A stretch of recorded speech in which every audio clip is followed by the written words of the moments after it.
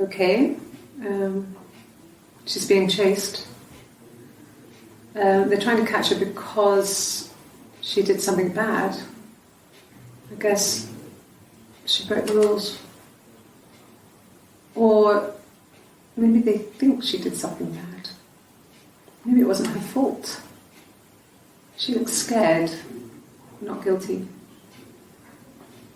Maybe it was mistaken identity.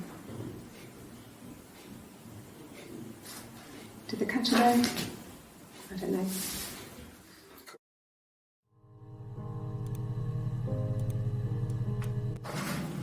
It lasted about 6 months.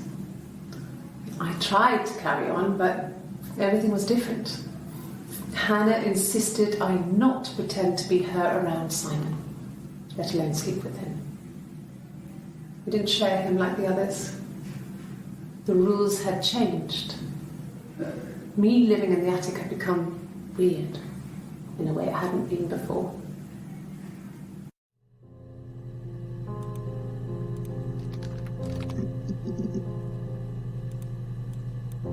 Yes, I inherited it from my parents, so it made sense to move back, me and Simon. Felt like going back to old ways before the pregnancy. Reminded me of being a girl, a dollhouse in the attic, old things. We didn't sleep in my parents' bedroom for a long time. We decorated it as soon as we moved in, but it was another year before we started sleeping there.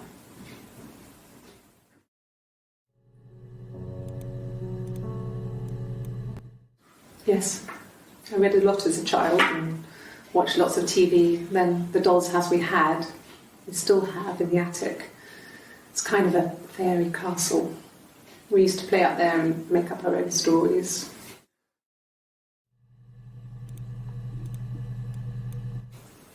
Could the hairs have come from somewhere else? I mean, could they... We have a lot of dolls in the attic. There's a Rapunzel doll with long blonde hair. Could they have come from there?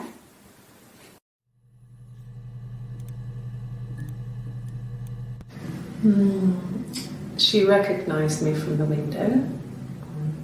She told me to come inside, and she hid me. They had made the attic into a place where Hannah could play. It was a dollhouse. She hid me up there. No one else ever went into the attic. It was her place.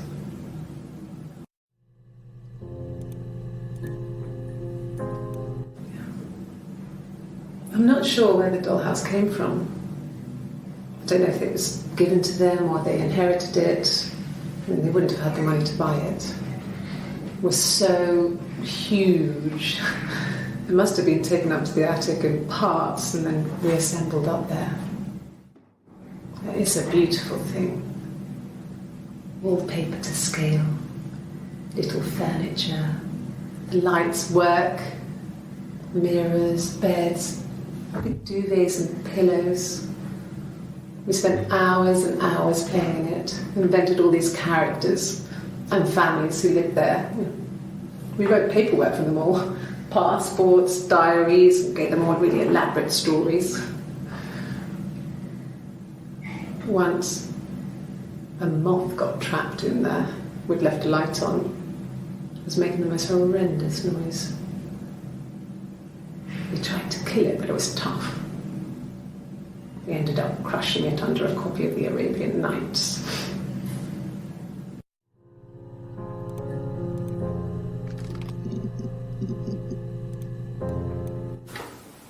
What kind of hairs?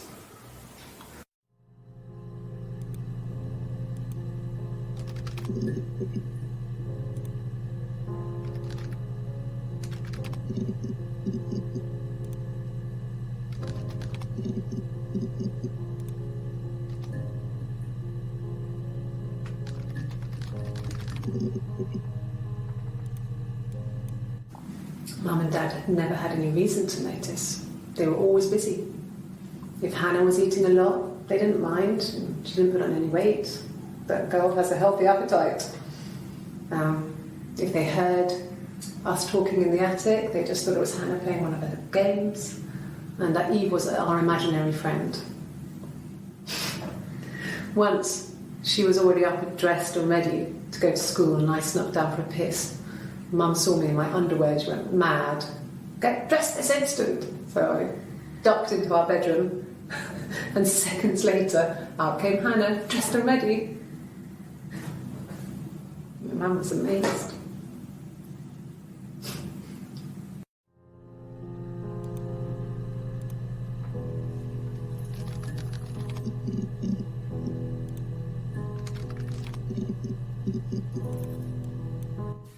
I mean, what if they were crazy?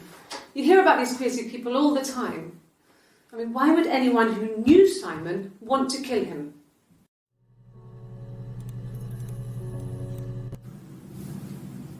Her story is that she'd waited for him to come back. She put on my wig, some of my clothes, pretended to be me. They talked. She'd enjoyed being me. He said he wanted to be with me. Then he took out a present. Another mirror. Just like the one he'd given her earlier. That unique present. She went crazy, smashed the mirror. They argued, screamed. He hit her. So she grabbed a piece of the mirror and just swung it round. She cut his throat clean open. She'd only meant to scare him off.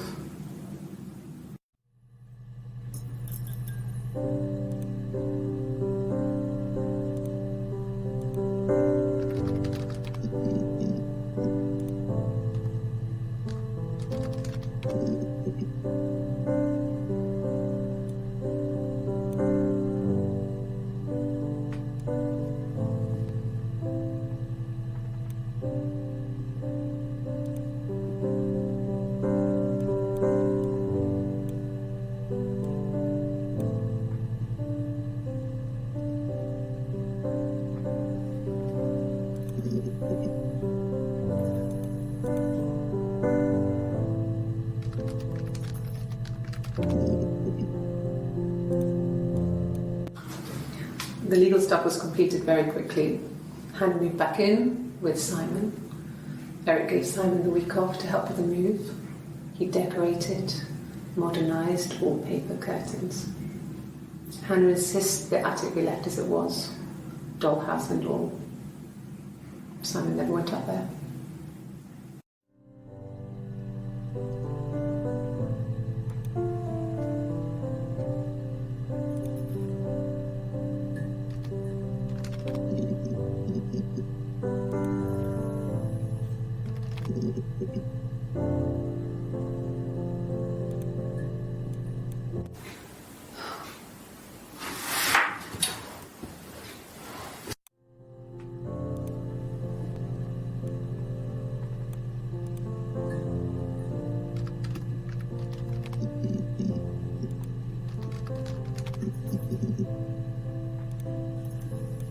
Yes.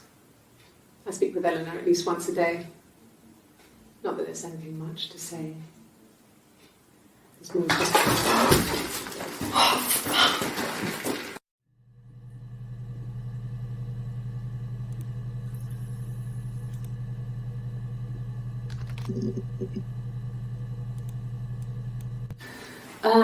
could I have a cup of tea?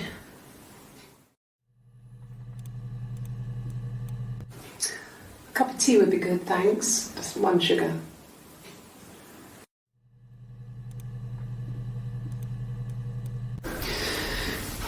Maybe a fresh cup of tea? Oh, okay. I parked up on the street. It was busy, so I parked down the end of the road. I walked up to the house. I knocked on the door. No answer. I took my keys out of my bag, unlocked the door. The main lock was unlocked. I could tell because the key wouldn't turn when I tried to turn it to the left. I walked in. Simon's coat wasn't on the peg. I couldn't see his shoes on the shoe rack. I shouted out for him. I walked straight into the kitchen. He usually sits in there to have a cup of tea and read his paper. He wasn't there. I touched the kettle. It was cold. I looked quickly into the living room, nothing. I walked upstairs to the bedroom, he wasn't there. I didn't search for him because it was pretty clear he wasn't there. Then I had a shower. Whilst I was in the shower, the phone rang. I think it was Eric, his boss. I didn't answer it. Then I came out and I was just...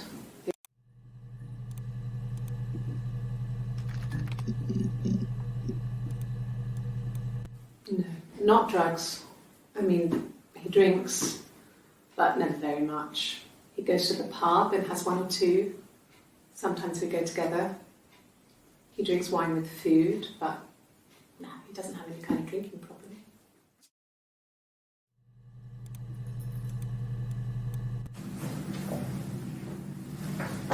He saw me singing one of my shows, pure chance. Not sure I remember what he was even doing there. Afterwards, I had a drink at the bar and he came over and we got talking. I knew who he was. Obviously I knew who he was, but he didn't know who I was. He was fascinated by the likeness. He guessed my name from my tattoo. Told me it was a palindrome, like that would impress me. I enjoyed talking to him.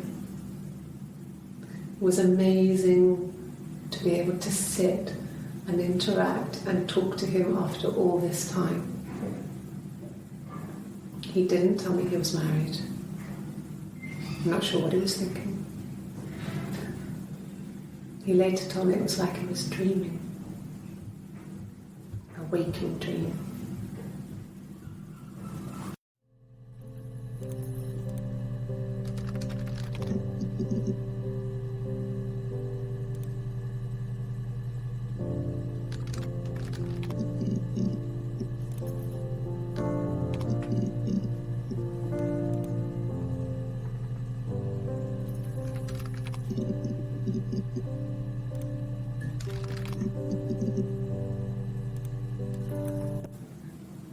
So I moved out, got a small bed sit, got my tattoo to mark the occasion. I was singing in a bar in the evenings, so I had some money, enough money to cover my rent. And I've been doing something similar ever since. I haven't put down any roots. I don't exist.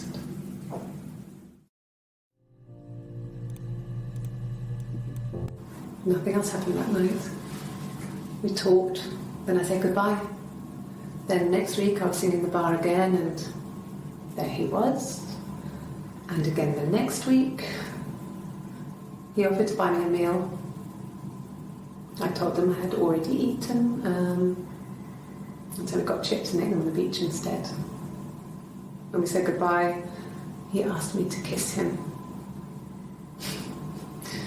Romantic.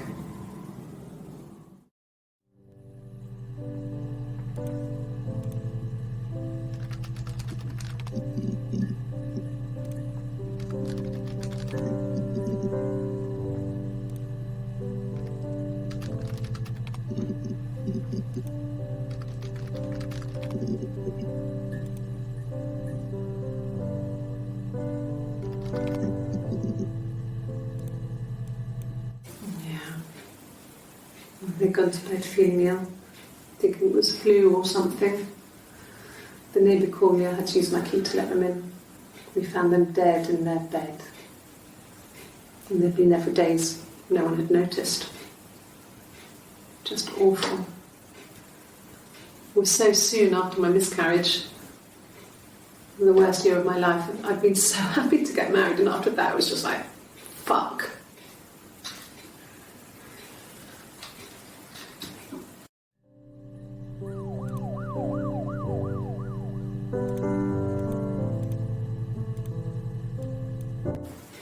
It's all that matters really, the baby.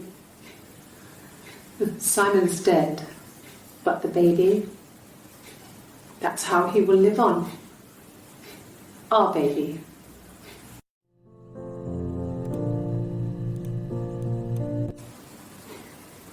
You're reaching here And I don't know why.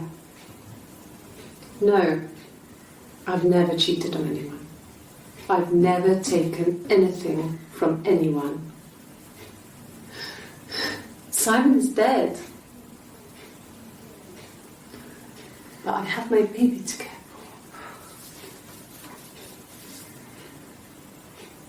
for. Why are you trying to make me sad? Why are you so obsessed with sex and affairs?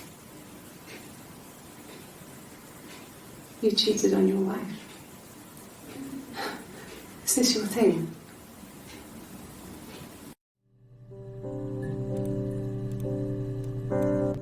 It was supposed to be a secret.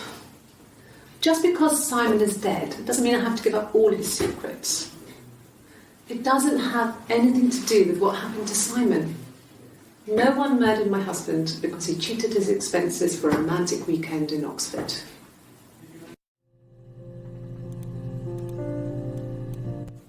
Rehearsed? You ask me the same question, you'll get the same answer. Is that your evidence? Of course I thought about what happened then. It's all I thought about. My husband is dead.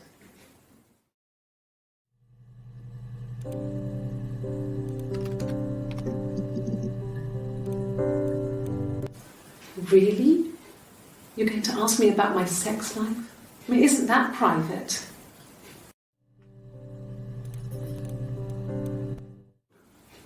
Are you married? How is your sex life?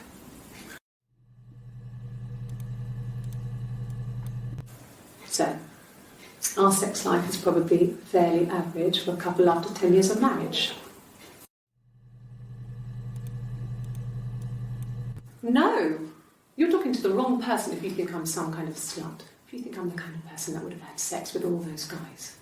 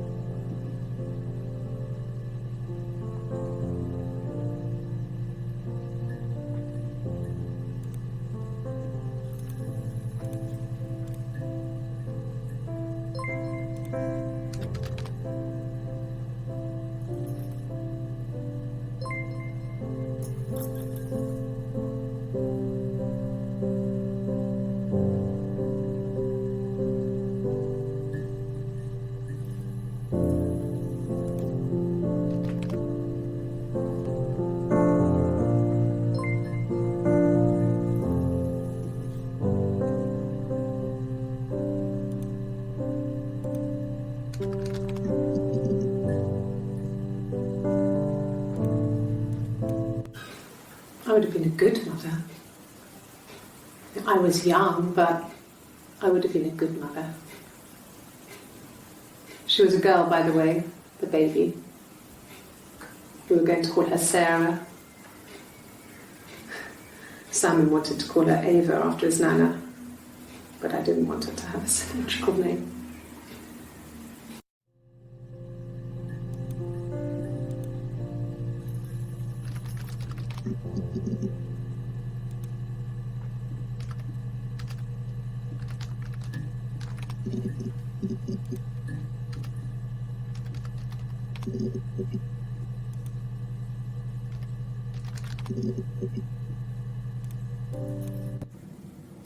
Mum and Dad never knew what was going on and got so good at it.